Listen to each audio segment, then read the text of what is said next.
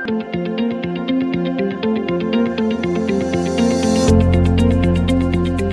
and welcome to my virtual office. My name is Renata Bernarde.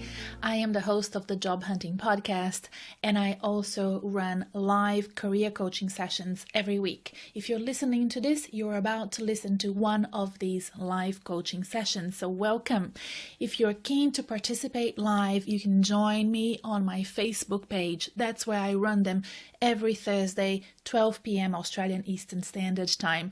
But if that's not a good time for you, it doesn't matter. They are recorded and then I post them on my Facebook page, on my website, on YouTube, on LinkedIn. There is a platform for you to follow me. So click the buttons and follow me wherever you found me. I'd love to keep in touch with you. And you can sign up to my newsletter, and I will send you a weekly newsletter with the Job Hunting Podcast of the week, articles about career, and that will help you progress in your career advancement and your job hunting pursuits. I'd love to help you, so keep in touch. Live session now. I am Renata Bernarde. If you're here for the first time, I'm a virtual career coach. I'm the host of the Job Hunting Podcast, and every Thursday I do a live career coaching session on Facebook, and for the first time today I'm also doing it on Instagram, so let's see how this goes. This is a test because I've been really enjoying my Instagram interviews, my live chats that I've done with Stephanie in Canada and also with Chai, who is a Brazilian journalist. She's based in Melbourne, but we did it in Portuguese. And I'm like, oh, okay, I should do this on Instagram as well. I can see Juan. Hi, Juan, on Insta. He's in Chile. Hello. So nice to see you there. And I've decided, yes, let's try to do this on Insta as well and see how we go. So what usually happens is I talk by myself for about 20-30 minutes, and then once that's done, it gets recorded on my Facebook page and it's archived, and you can go through my videos on my Facebook page, and there's a whole bunch of old videos there, and with the topics you will figure out what the coaching was about that week and listen. They don't age really, so they're all topics about careers, and depending on what stage you are in your career, those previous videos might be of benefit to you. Stella, who is our community manager, hi Carla, who is working with us, is now putting some of those on YouTube. So we now have 40 videos on YouTube between the Job Hunting podcasts, which are on YouTube just as audio files, plus some of the previous live coaching sessions. We have quite a lot of stuff on YouTube. I just realized. I hadn't realized how busy I've been. But they're there. And we've also started filming some of our podcasts thanks to Estella. She's like, why don't you film this podcast? And I'm like, okay. The good thing about podcasts is that you don't have to film them and you don't, need to worry about anything. But, it has been fun. And because we're now all in isolation, I'm actually doing my interviews on Zoom, so it's very easy to film the Zoom interview, record those, and so it's been a lot of fun. This week I'm doing 3 great interviews, one with an expert in redundancy, and another one with a headhunter, another one with an expert in courage. So she has an amazing research expertise working with that Brené Brown kind of platform on vulnerability and courage, and we're going to have a chat about that. So if you're not subscribed to the Job Hunting Podcast, I would encourage you to do so. You can follow it on iTunes, Spotify, or what I would recommend for you to do is to actually subscribe to my newsletter and my community. It's called the Reset Your Career Community, and I will send the podcast every week for you by email. And I also curate great articles that I find online, books that I think are great for career enthusiasts, and I send it to you once a week. And I think if you're job hunting, if you're excited about building great career plans, if you are concerned about what COVID-19 will do to your profession and your career, probably a good time for you to sign up to that newsletter and for us to be in touch. So nice for you to be here. Hello everyone on Instagram. I tend to, I'm thinking that Instagram is a great platform for me to be doing this. So I'm glad I've decided to do it. Okay, so these questions were all done in Portuguese earlier this week with Chai's channel. And I wanted to revisit them in English. I had a TV interview, when was it? Tuesday, with Elena McLean from news channel Ticker TV, and again it was an interesting day. It was my second interview with Ticker TV. The first day it was the announcement of the not the redundancies, but the administration of Virgin Airlines here in Australia. And then this week on Tuesday it was Josh Frydenberg, second in command in the Liberal Party, really kind of important treasurer and figure in developing this whole package of support for both job seekers and for businesses, explaining how they created the whole package and what they are forecasting for the future of Australia and the world, and how they forecast that the economy is going to shrink and how long they're forecasting people to be unemployed. So it was that finished, and then it was my 15-minute time with Alana, and then it was the Prime Minister live. So I didn't really have a lot of time to prepare, but I want to address some of the questions that she asked me that Tuesday as well. Okay, so first question. In my podcasts and interviews, you always say this is a perfect time to talk about the market, the job market and career. So can you explain your point of view a little bit better? Well, I possibly asked by somebody who's very frustrated about what's happening to their career, so I can completely empathize and feel, really strongly about supporting people that have been made redundant, that have lost their jobs. Some people have not lost their jobs, but their hours have been reduced, their salaries have been reduced, or they have this imminent fear and anxiety that they may lose their jobs in the coming weeks or months ahead. Remember the earthquake in Christchurch, when we had this massive earthquake, and it was like the scale and the magnitude of it was, absolutely beyond anything we were expecting for Christchurch. It was horrible. And then for months, even a year afterward, we kept having smaller earthquakes. And, as you started rebuilding the town and people started getting used to the chaos and the destruction. And then sorry to interrupt, guys, but my thing is trembling, and I think I'm going to turn it off. I think after a while it starts trembling. What is this called? My selfie stick. So I'm going to take my selfie stick out, my phone out of the selfie stick, and put it here. Yeah, so this is what's going to happen to us as we progress with job hunting as well, and the economy getting out of COVID. We had this massive crisis, and then we're going to have smaller or maybe bigger crisis coming up, and people that haven't lost their jobs yet might still feel slightly shocked and uncomfortable and anxious about maybe possibly losing their jobs as well. But this is a time to be very switched on, not on all of the kerfuffle and the politics and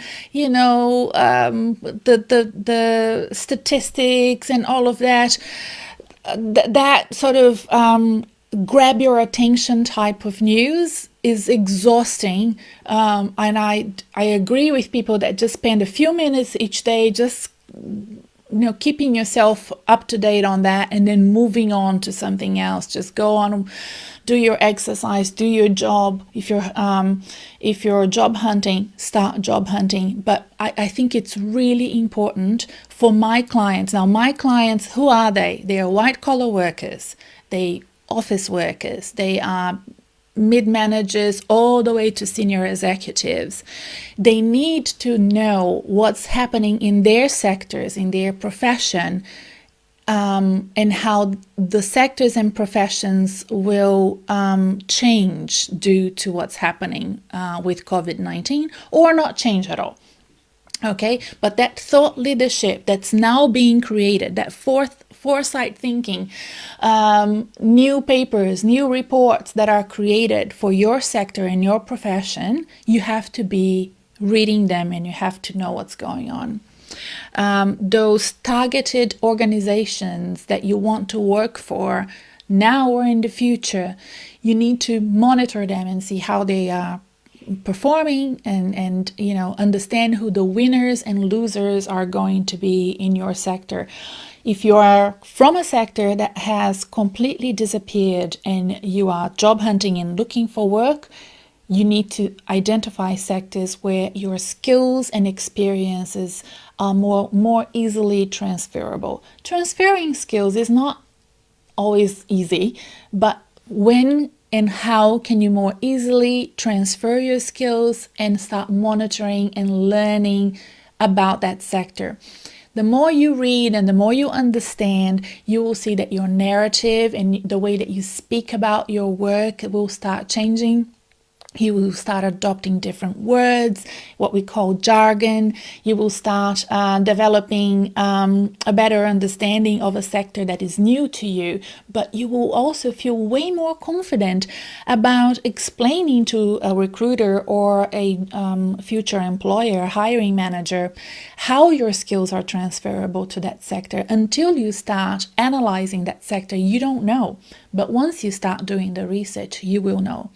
So what Marianne Roux in her podcast with me, so if you go back through recent podcasts, you will find the podcast about future of the new world of work, an interview with Marianne Roux. What she said about having that routine where you are your own boss, you're working for yourself, and you need to build that routine where you spend time doing things like what I've just said is really important.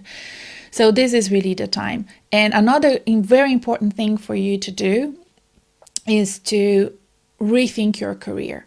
Now, so many times we've wanted to do that and we romanticize that, but we never could because we needed to pay our mortgages and, put food on the table and whatnot. Now the world has gotten to this point where it's kind of upon you. If you've lost your job, if you've been made redundant, if your sector has disappeared, what else can you do? You might as well. This is your silver lining that not many people have the opportunity to do. If you've always dreamed of doing something completely different and you haven't had the chance before because you feared that sliding door moment, and you were worried about what that would mean for your career, about how long it would take for you to build up, your reputation and a different career and a completely different sector. The world is giving you that opportunity now, and you can consider it now. It's the time. So think about that. So that's what I mean. And it's different for everyone, but it's important for you to consider that. Now, it's important to also remember that not everybody has lost their jobs. Many of us are still working as usual. And like I said, many of us are working as usual, but working from home. And that gives us an opportunity to have more hours to do whatever we want to do, which it could be, binge watch the entire 7 seasons of West Wing, or it could be to do something completely different that with our careers, with our sort of reflection of what we want to do next. So this is an opportunity for you to do that. You don't need to do that. I don't feel like people need to take on a hardcore project just because we're all locked at home. If you want to rest, if you want to just play, if you want to do whatever you want to do, we need to just understand that this is a crisis, and it's not it's okay, whatever you want to do, it's okay. But if you have great ambitions for your career, and if you want to use this as an opportunity to reimagine the future for you, take it. Right? And I'm here to support you. You can always send a question. You can always DM me. You can always reply back to an email. And we can start a conversation if you have any questions about it, like, these people did. So for people that have lost their jobs during the pandemic, what do you recommend? I recommend that you continue to look for work. It's very important. This is the most important thing for you to do. I understand that you want to take a step back and relax. And in normal circumstances, I would say yes to that. But now I would say have a routine where you rest for part of the week or part of the day, but you monitor the market for another part of the day or your week. So depending on how you as a person and how you your habits, how you work better. So some people work better, let's say Monday, Tuesday, Wednesday, I will really focus on building this routine Renata is talking about, and look for work and reconnect with my network and do some research. And then I will have a super long weekend, Thursday, Friday, Saturday, Sunday, I'll just rest and exercise or sleep or whatever. So you could do that, or you can do it like a daily routine where you mix both. Why I say this to you, you can't just do what people that were redundant before COVID did, which is like, I'll take 3-4 months break and I will go and on a trip and I will take like this, amazing time out. You can't do that right now. I'm sorry. And the reason why I say this is because the world is completely different. And there are no existing forecasts that will serve you right now. So, we would say to somebody that was made redundant and wanted to take a break, yeah, take a break. You will come back and within 3 to 6 months, you will get another job. I can't say that to you now. As a career coach, I can't tell you that now. Because what's happening is the world has changed to a point that we need to monitor it day by day. So just think about what was happening to Australia a month ago. We had 400 cases a day. Now we have, I think 16 this week, and it's been a bad week. So you know what I mean? So and we could go either way when we were on 500 a day. And now the economy is warming back up. But we don't know how businesses will react. Will they want to bring all the employees back to the office or work from home? Would they need all the employees back, or will they make cuts? We are still looking at who the winners and losers are going to be. And this is all around the world, wherever you are. I can see lots of people here, not from Australia, following me on Instagram at the moment. And I think that it's important for you to keep a finger on the pulse of the job market and think about and analyze what's happening. If you do that, you have a competitive advantage against the people that are not doing it. Because I like what Lynn Casali said on this week's podcast. This week's podcast is about perfectionism. At the very end of the podcast, we discuss how the negative job applications that you receive are good data. So Lynn has this sort of techie background and kind of a software agile background. So she explained, the more information that you have about the applications that didn't go well, the feedback you receive, and you will then adjust. You will keep adjusting your job application, your narrative, your resume, your cover letter, the way you interact with employers and recruiters, and adjusting it so that eventually it will be successful. And now more than ever, these things are going to be changing. It's way more dynamic than it was 3 months ago. So I would not recommend that you take too much of a break. Okay. This phase is also interesting for people that want to change careers completely. And I think I've already addressed that, so I'm not going to go back into that. I did talk a lot about the difference between job hunting and studying, and how those two avenues can lead you to career change, and what's worth you investing in for career change, if it's studying or if it's job hunting plus a bit of coaching. So go back to last week's coaching session and listen to that one, because that's a good one. What else? Okay, now about the areas and professions that are on high demand, and the question mentioned IT, logistics, health. What else? Well, okay, I was just scanning through this morning. I was scanning through LinkedIn jobs, and I saw so many interesting job opportunities. So again, remember, my audience, my listeners, and my clientele, they are senior managers to middle managers to senior managers in the corporate sector, not-for-profit sector, and public sector.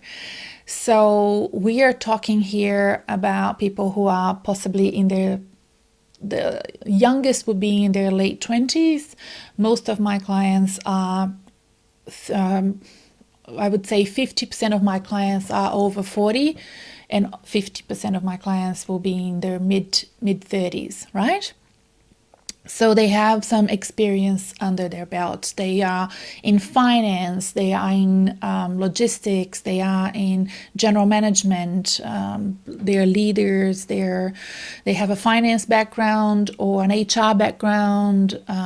They've potentially have done an MBA or some executive education in the past. Definitely have managed people. For those individuals, there are some very interesting roles currently advertised. There could possibly be a lot of more people applying for them, but if they are following somebody like me, I would expect people that follow me, that listen to my podcast and follow my advice here on these live coaching sessions and all that I do, to be always in the top 10% of the candidates, always. There would be no reason for you not to be, if you were following a career coach who is an expert in job hunting. So definitely I would recommend for you to continue to do that, because that will give you a competitive advantage, and I share with you best practices. Please do that. For my clients, I want to get my clients over the line 100%, right? I can't promise them that I will get them jobs, but that's the goal of a coach, is to always get them over the line. So I think that I prefer not to re-engineer from sector back to you. I prefer to work on your strengths and niche you down to the point that people know how to engage you for a job and why they would hire you. So that's basically how I like to coach people. Most of the coaching that I do is really about bringing you confidence about your expertise and understanding what your strengths are, what you're really, really good at that you may not even know so that when a headhunter or a recruiter, they come across a job and they will think of you. They will think, oh, I've spoken to this person a week ago. She's perfect for this. Let me give her a call. And then, 30% of your time will be applying for jobs. And I like to apply for jobs for two reasons, because it's almost like an assignment. It's almost like a homework. You have to engage with it and think, okay, if I'm going to apply for this job of Director of Communications at CSL, this is my week's assignment. I will learn everything I need to learn about CSL. I will find all the news about this pharmaceutical organization and how they're performing, and I will read the candidates package, and I will, tailor my resume and my cover letter, and I will call the recruiter and have a chat. It is, it's a project for the week. Right? And I think it's important for you because it builds your understanding of a sector that you may not know about. It builds your confidence around an organization. For the rest of your life, you will know about CSL. For the rest of your life, you will understand how CSL is performing. You will, it's something else under your belt. Even if you don't get that job, it's something else that you have. And then from that job at CSL, let's say you don't get that job, and I'm like, okay, let's see what GSK has. Let's see what Novartis has. Let's see, and then you start developing an understanding of the pharmaceutical sector and health and so on, if you're not familiar with that. I hope that explains what I'm trying to do for you and for my clients. A final question, because I'm already running late as always. I talk too much.